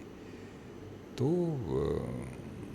उस लिहाज से जितने भी लोग गए वो सभी स्ट्रांग लोग हैं। आप एक दिन भी रहिए उस घर में, आप बहुत स्ट्रांग हैं, मेरा नमन है आपको, हाथ जोड़कर नमन है। और जो आज कितने तकरीबन 100 दिन होने वाले हैं, जो 100 दिन से हैं, आप बाहर आएंगे तो हम साष्टांग प्रणाम करेंगे आपको। Everyone who survive this long is a winner. आप आरज़ू यकीन मानिए, बहुत मुश्किल है, बहुत बहुत मुश्किल है। मैं बयान नहीं कर सकता उन मुश्किलात को जिन मुश्किलात से लोग गुजरते होंगे मेंटली। तो hats off to everyone who's surviving and survived. Hats off to everyone who agrees to do the show. True sir, true sir. उसके अलावा हमने देखा आजकल के जो यंगस्टर है, काफ़ी मतलब आपको खुश रहने की वजह काफ़ी कम मिलने लग गई है, और डिप्रेशन में और तकलीफ़ में जाने की वजह काफ़ी ज़्यादा। कभी ऐसा कोई आया आपके पास कि सर मैं बहुत तकलीफ़ में हूँ, या फिर आपने उनके लिए, क्योंकि इंस्टा पे तो हम देखते काफ़ी और लोगों को वो कहीं ना कहीं बाहर आने के लिए काफ़ी हील करते चीज़ों को। मैं आपसे जानना चाहूँगी कोई आया है आपके पास कि मैं आज बहुत डिप्रेशन में हूँ, आज मैं बहुत डिप्रेशन में हूँ, ऐसा कोई? बहुत सारे, आपको पता ही होगा कि जो जर्नी मैंने, जी जिस जर्नी से गुजरा हूँ मैं, अब मैं आजकल कॉलेजेस में, कॉर्पोरेट्स में जाकर वो उन बातों को करता हूँ कि जो गलतियाँ मैंने करी वो आप ना करें। तो जब मैं अपनी जर्नी बयां करता हूँ लोगों को, तो कितने लोग हैं जो मेरे साथ पास आते हैं और ये कहते हैं कि मुझे बहुत स्ट्रेंथ मिली। ट्रू। मैं IIT गुवाहाटी गया था, 45 मिनट का सेशन था मेरा, मैं 1.5 घंटे मैंने बोला। उस 1.5 घंटे बाद भी आधे घंटे हमने और बातचीत करी, और कितने स्टूडेंट्स आए जिन्होंने ये कहा कि हमारे यहाँ काउंसलर्स हैं, साइकोलॉजिस्ट्स हैं, जिनसे हम बात करते रहते हैं, लेकिन आपसे आज बात करके लगा कि किसी अपने से बात कर रहे हैं, क्योंकि ऐसा लगा जैसे कोई हमारे लेवल पे आकर, क्योंकि मेरी जो जर्नी थी वो थी जब मैं उनके उम्र का था या उनकी इनसिक्योरिटी से गुजर रहा था। तो वो जो गलतियां मैंने करी, जब मैं वो बताता हूँ तो उनको लगता है कि हाँ हम भी वहीं पहुँच रहे हैं शायद, और हमें ये नहीं करना चाहिए।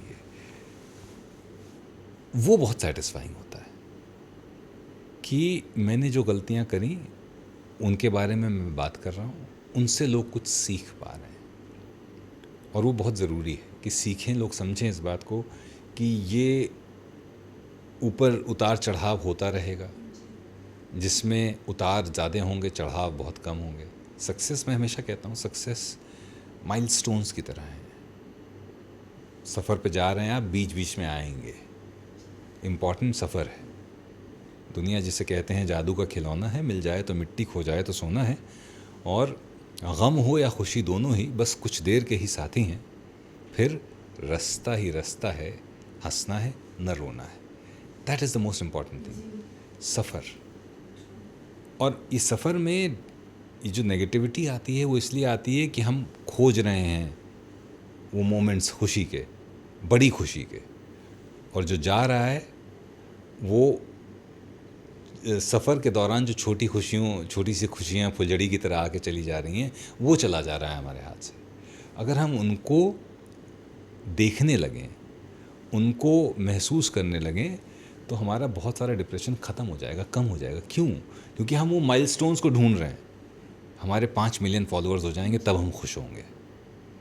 पर जो भाई 1 से 1 लाख तक का जो सफ़र है, उसकी खुशी तो महसूस कर लो। 1 लाख से 5 लाख का जो सफ़र है, उसकी खुशी महसूस करो। तो life is all about enjoying the small successes. But unfortunately मैंने भी वही गलती करी। मैं बड़ी खुशी ढूंढ रहा था, मुझे फ़ौजी अफसर बनना है, नहीं बना।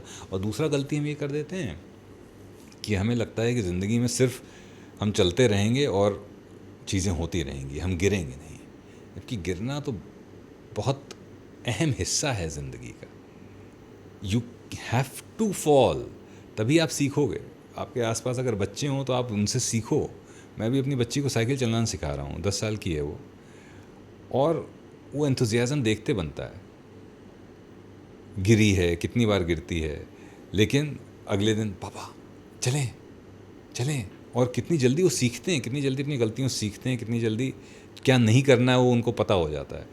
हम अनफॉर्चुनेटली वो काम नहीं कर पा रहे हैं। तो ज़िंदगी ऐसा नहीं है कि सिर्फ आपको अचीवमेंट्स देती जाएगी, खुशी देती जाएगी कि आप बस फूलते जाओ। नहीं, ऐसा नहीं होने वाला है। इट्स अ मिक्स बैग, जहाँ पे गम भी होंगे, खुशी भी होंगी। गम ज़्यादा हैं, खुशियाँ कम हैं। वो जो कम खुशियाँ हैं ना, उनको ढूंढते रहिए, उनको एंजॉय करते रहिए। जी सर, आपने सही कहा। बट आजकल जो ये यंगस्टर है, इन सुसाइड, आप अगर आपने देखा होगा, काफ़ी सुसाइड हो रही है। किसी ने पढ़ाई को लेकर कर दी, किसी ने, कोई वजह काफ़ी है। आजकल ये सब काफ़ी कॉमन हो गया है। सर, मैं आपसे जानना चाहूँगी कि कैसे, क्योंकि एक इंसिडेंट तो हमारे घर के बाजू में ही हुआ है। शी इज़ 9 ईयर्स ओल्ड, और जस्ट बिकॉज ऑफ उनकी मम्मा ने कहा कि पढ़ाई कर लो, कल एग्ज़ाम है, उन्होंने फांसी लगा ली। 9 ईयर्स ओल्ड है ना। हमारा रिएक्शन था, व्हाट, क्या किया?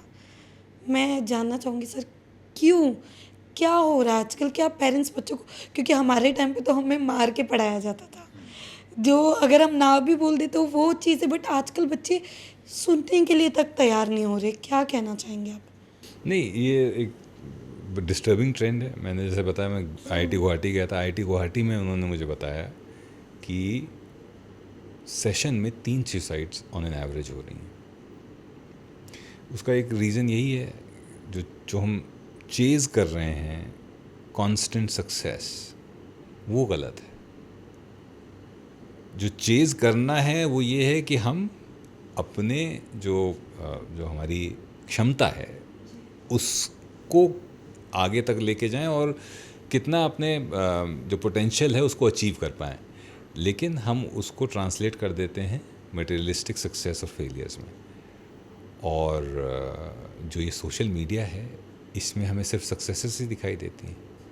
तो जैसे ही हम एक बार गिरते हैं, 2 बार गिरते हैं, हमें लगता है कि हम तो बिल्कुल बेकार हैं, क्योंकि हम तो जो देख रहे हैं वहाँ पर सिर्फ, जो दुनिया देख रहे हैं सोशल मीडिया पे, वहाँ पे सिर्फ लोगों को सफलता ही मिल रही है, असफलता तो मिल ही नहीं रही, और मैं सिर्फ असफल हो रहा हूँ। तो इसलिए एक चीज़ मैं आपको बताऊँ, जब मैं इस दौर से गुज़र रहा था, उसमें मौत का ख्याल बहुत आता था, पर इतनी हिम्मत नहीं होती थी कि सुसाइड करें। तो शराब, मेरा जो पीने का रीज़न था वो ये भी था कि मैं मरना चाहता था शायद कहीं ना कहीं। तो जब 26 साल की उम्र में अस्पताल गया और एक दिन ऐसा आया कि मौत आई सामने, तो क्या हुआ? जब वो जो 20-25 मिनट का समय था, जब ये देख रहा हूँ कि डॉक्टर कह रहे हैं नहीं अब कुछ नहीं हो सकता, जब सब कुछ जाता हुआ दिख रहा है, हाथ से फिसलता हो, तो क्या थॉट आता है? क्या मुझे ये लग रहा था कि बड़ा अच्छा हुआ, चलो अब ख़त्म? नहीं, सिर्फ रिग्रेट था उस समय दिमाग में। काश मैंने ये न किया होता, काश ये पल ना होता, काश मैं यहाँ से किसी तरह बच जाऊँ। ऊपर वाला मेहरबान था, मैं वहाँ से निकल गया, बच गया।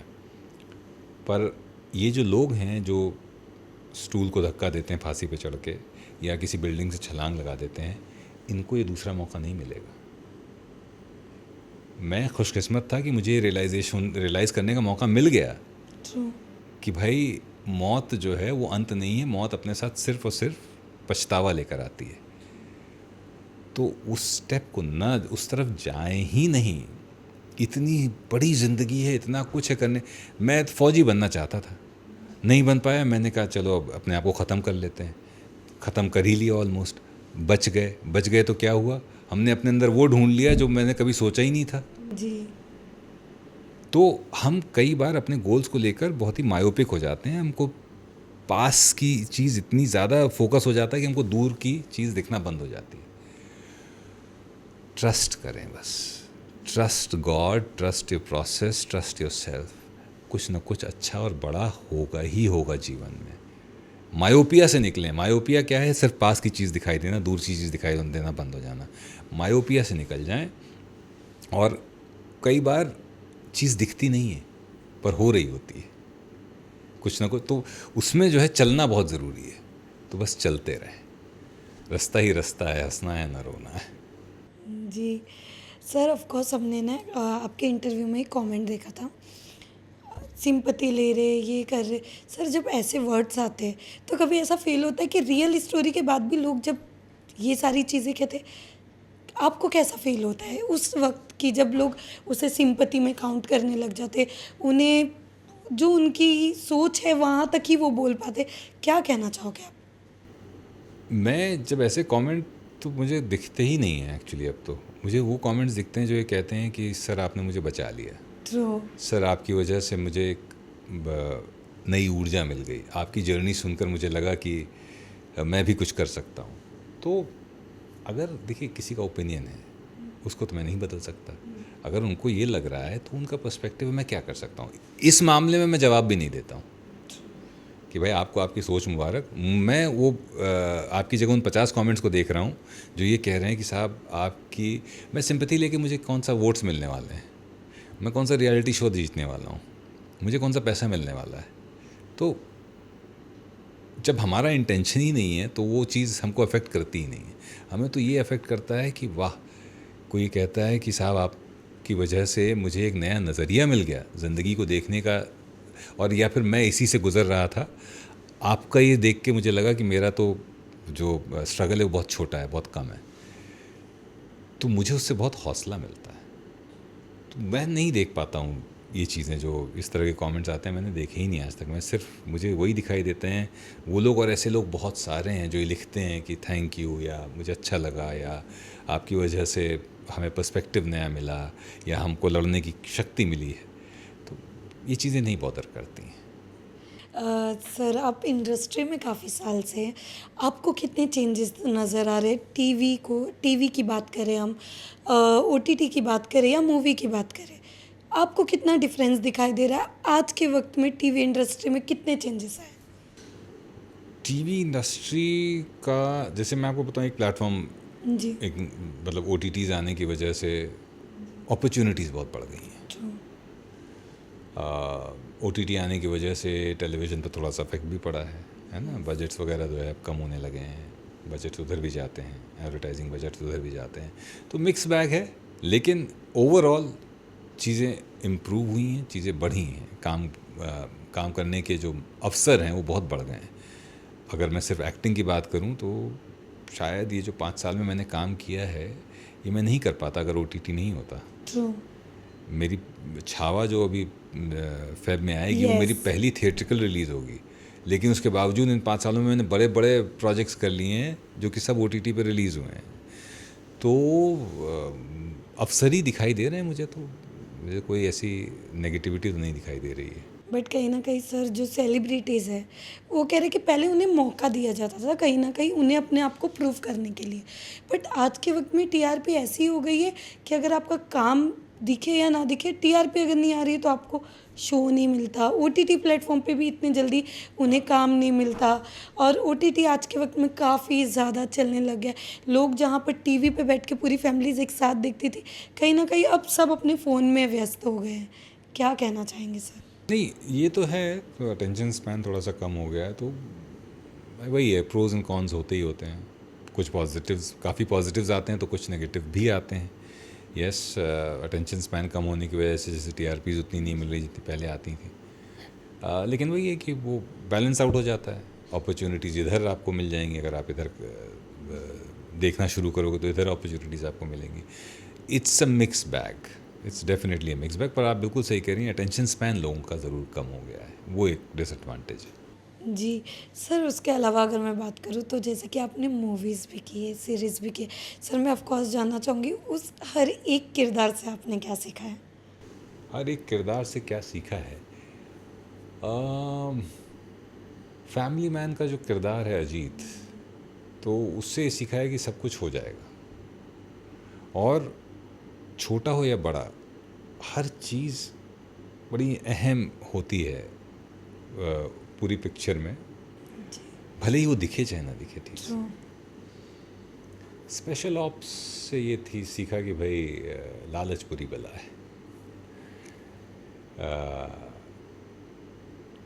ताली जो मैंने सुष्मिता जी के साथ प्रोजेक्ट किया था, सिर्फ 3 सीन थे मेरे, जी देखा हमने।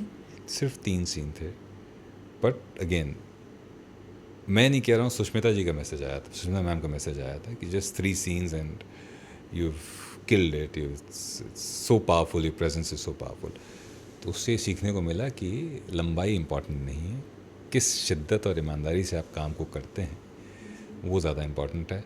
ट्रायल करते वक्त काजोल जी से एक बड़ी बहुत इंपॉर्टेंट चीज़ सीखी मैंने। हम लोग रिहर्सल कर रहे थे एक सीन के लिए, मेरा उनके साथ वही एक सीन था, बहुत लेकिन इम्पॉर्टेंट सीन था वो, और शॉट रेडी हो गया। एक एडी आए, उन्होंने कहा मैम शॉट इज़ रेडी, तो बोली हाँ करते हैं। तो उसने बोला नहीं मैम आप फ्रेम में नहीं हो, यही हैं।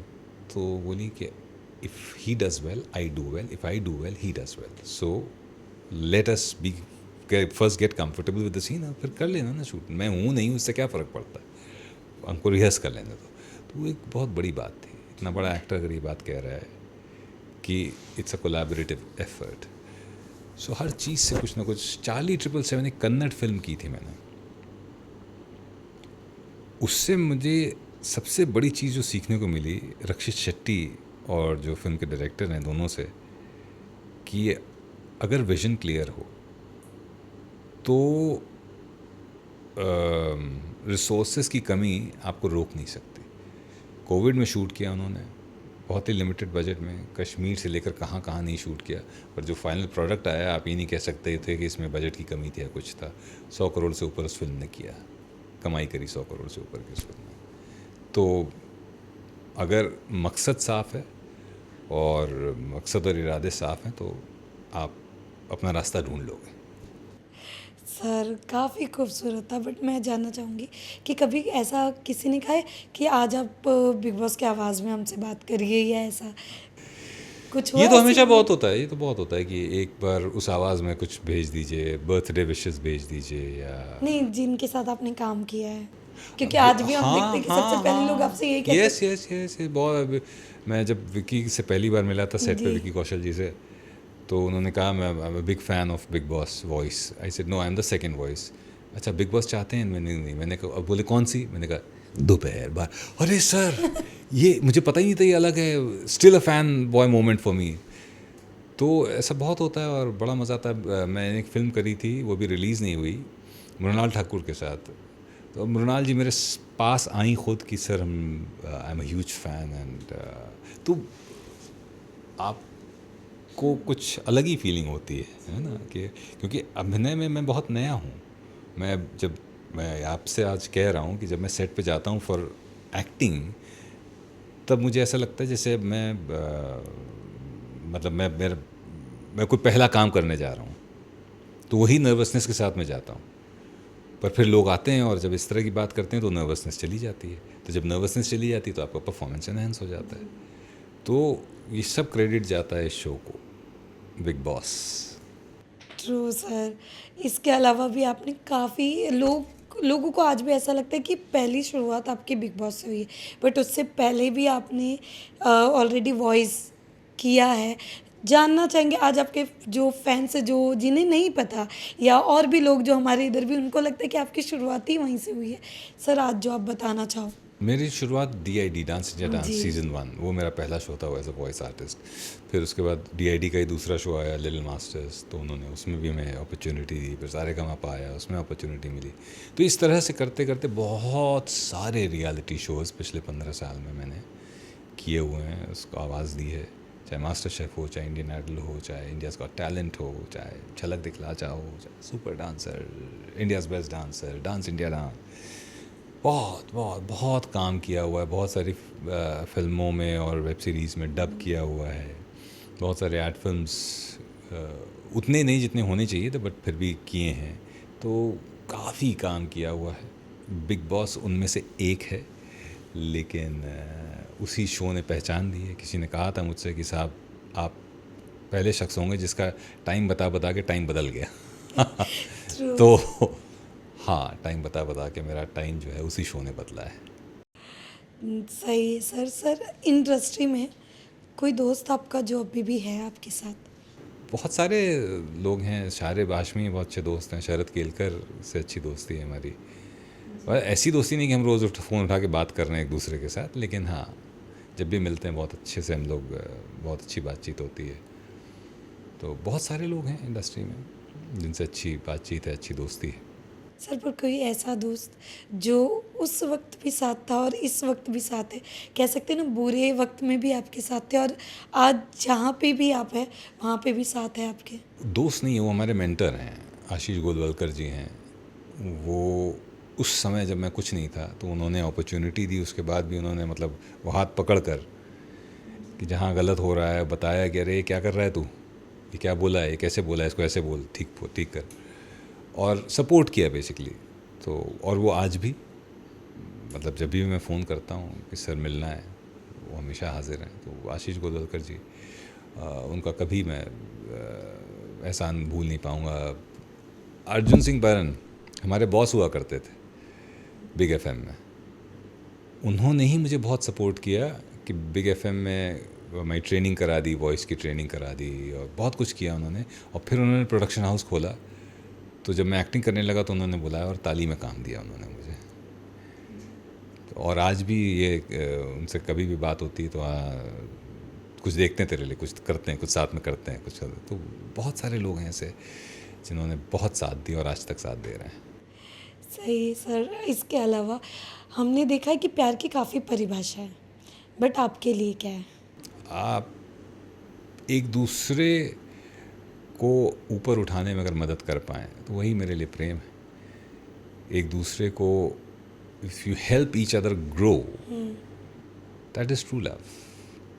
कि ये शख्स जो आज है इससे कल बेहतर हो जाए, इसके लिए मैं क्या कर सकता हूँ, या ये जो चाह रहा है इसको अचीव कराने के लिए मैं क्या कर सकता हूँ, यही प्रेम है।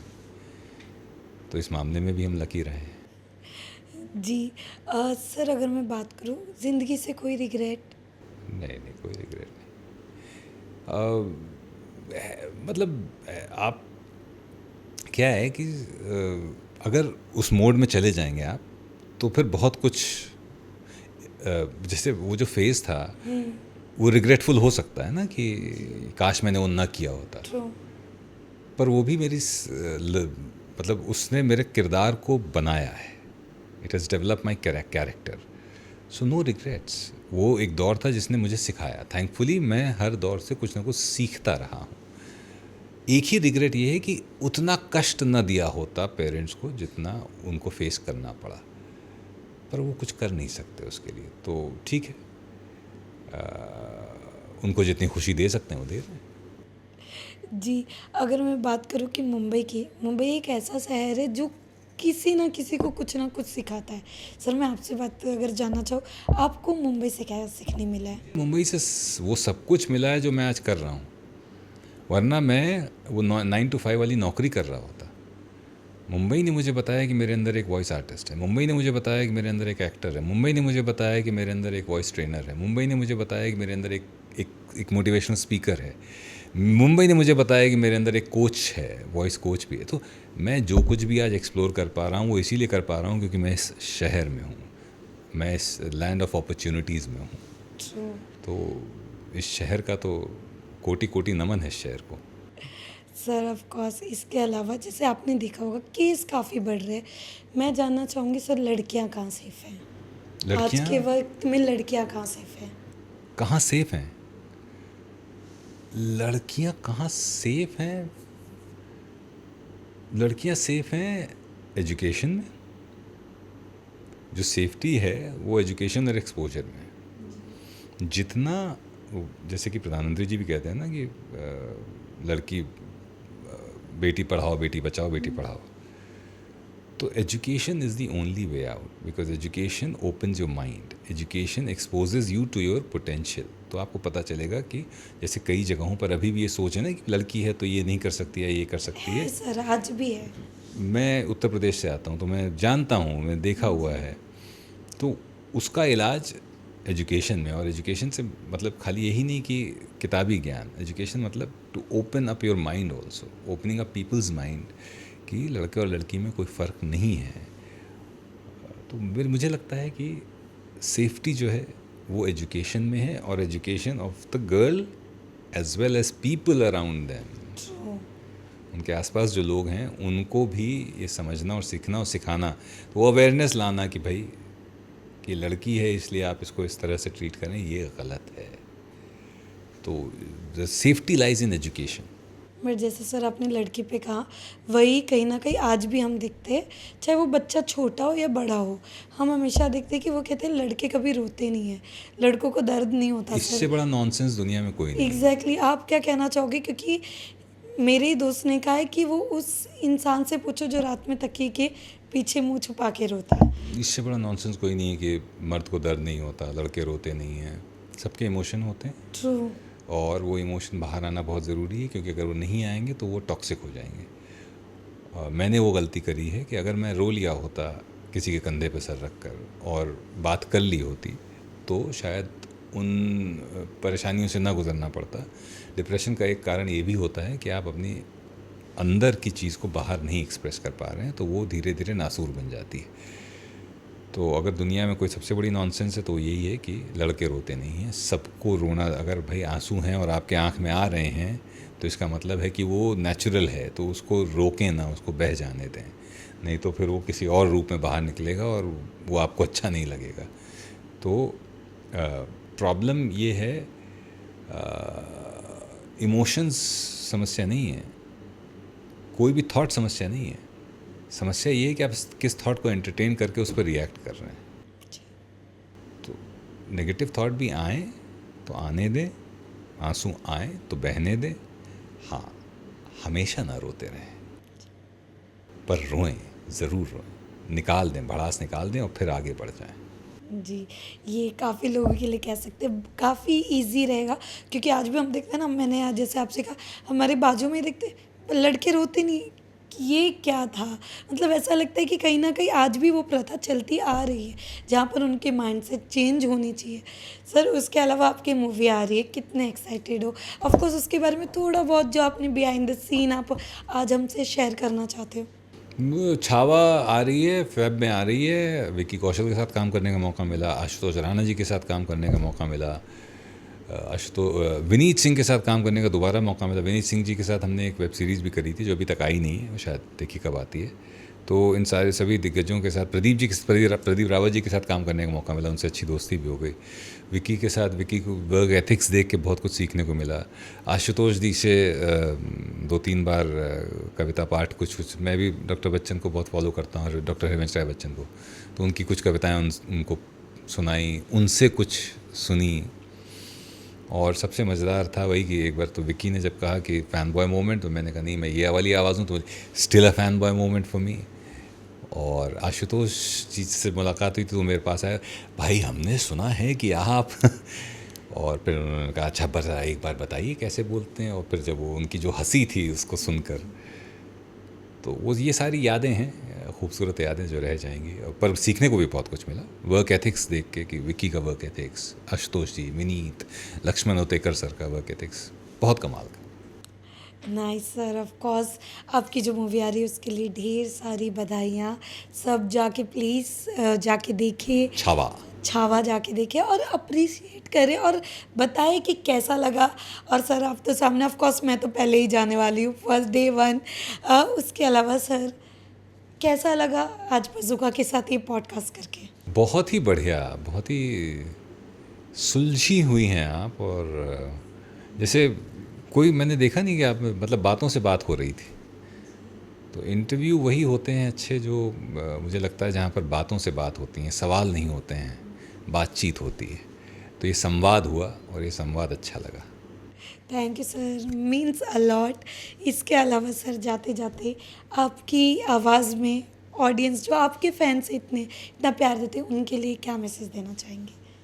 दोपहर 3 बजे विजय विक्रम सिंह को आरजू के साथ बज़ूका के लिए इंटरव्यू करके बहुत अच्छा लगा। Thank you so much sir. Lastly आपके जो फैंस है जल्दी आपको कहाँ नज़र आ सकते, जाते जाते कुछ बताएं आप। ये छावा आ रही है फेब में, एक और फिल्म है जो जिसके बारे में बात नहीं कर सकता, लेकिन वो भी आएगी अगस्त में। फैमिली मैन 3 आने वाला है इस साल 25 में आएगा, कब आएगा मुझे पता नहीं। एक वेब सीरीज़ और है जो शूट कर रहा हूँ, वो भी इसी साल के अंत तक आ जाएगी। तो जैसे मैं लिखता हूँ, जब भी मैं अपनी कोई फिल्म या वेब सीरीज़ प्रमोट करता हूँ तो एक हैशटैग चलाता हूँ, अब आवाज़ दिखेगी। तो इस साल भी आवाज़ दिखेगी और सुनाई तो देगी ही देगी। मतलब समथिंग एक्साइटेड आने वाला है। अरे बहुत कुछ है, मैंने जैसे बताया छावा आ ही रही है, फिर एक फिल्म और है, फिर 2 वेब सीरीज़ हैं, और जो लोग देख रहे हैं, जो फिल्म मेकर्स हैं, जो और कास्ट करिए, अगले साल हर महीने एक रिलीज़ हो। सर आपकी आवाज़ में ऑफ कोर्स मेरे लिए कुछ कहना चाहेंगे आप? आगे देखिए विजय विक्रम सिंह और आरजू की एक खास बातचीत। Thank you so much sir, ये मेरे इंस्टा पे मैं डालने वाली हूँ। On my own, in the zone, that's the only way I know. Feeling low, about to blow back up. I won't ever let the doubt creep in. Gotta pop a couple more aspirin.